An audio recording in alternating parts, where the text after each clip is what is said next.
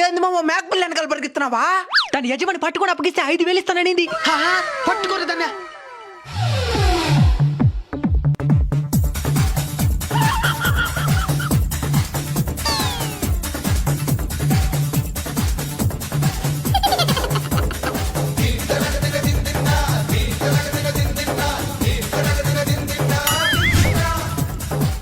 మామ పట్టుకునే మామ. నేను పట్టుకుంటే వాళ్ళు యజమాని 5,000 ఇస్తారండి.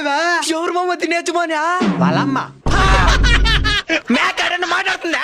వాళ్ళమ్మ మాట్లాడుతుంది, కావాలంటే మాట్లాడి చూడండి. పోదాం రా అడగదామా.